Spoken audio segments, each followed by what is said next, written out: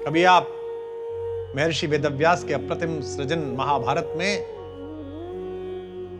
महाराज युधिष्ठिर का जो राज्याभिषेक पर्व है वो पढ़िएगा। जो न हरि को शस्त्र गहाऊं तो गंगा जननी को मैं शांतनु सुत न कहाऊं। महाभारत का युद्ध हुआ। भगवान ने कहा एक तरफ मेरी सेना है, एक तरफ मैं हूं, क्या मांगते हो? दुर्योधन ने कहा कि मैं आपकी 18 अक्षौणी सेना चाहता हूं। अर्जुन का रोम रोम खिल गया। अर्जुन ने कहा प्रभु आप ही चलिए।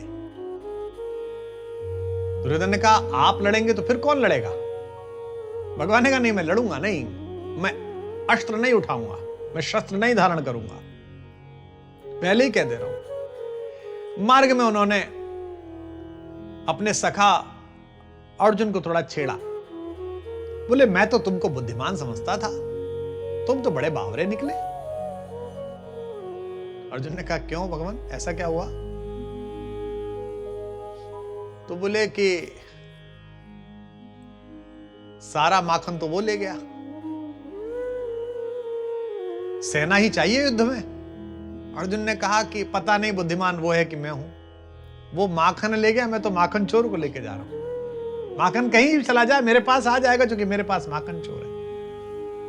उनके एक दूसरे अनन्य भक्त हैं जो उनका अद्भुत आदर करते हैं, पितामह भीष्म।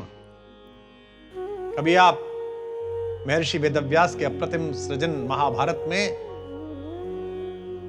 महाराज युधिष्ठिर का जो राज्याभिषेक पर्व है वो पढ़िएगा। वहां यह तय होना है कि अग्र पूजा किसकी की जाए, सबसे पहले पूजा किसकी की जाए इस मंगल अवसर पर। तो पितामह भीष्म से पूछा जाता है आप नाम प्रस्तुत करिए।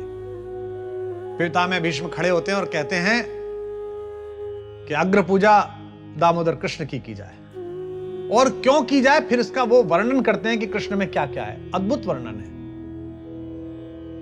वे बड़े समर्पित भक्त हैं भगवान के, लेकिन दूसरे खेमे में खड़े हुए हैं। जब उन्होंने ये बात सुनी तो उन्होंने कहा कि अगर कृष्ण जी ने ये प्रतिज्ञा की है कि वे शस्त्र नहीं उठाएंगे तो मैं भी उनका भक्त हूं। मैं ये प्रतिज्ञा करता हूं अगर मैंने शस्त्र नहीं उठवा दिए तो मैं जीवन छोड़ दूंगा। जो न हरि को शस्त्र गहाऊं तो गंगा जननी को मैं शांतनु सुत न कहाऊं। मैं अपनी मां की संतान नहीं, मैं अपने पिता की संतान नहीं अगर मैंने कृष्ण को शस्त्र नहीं उठवा दिया।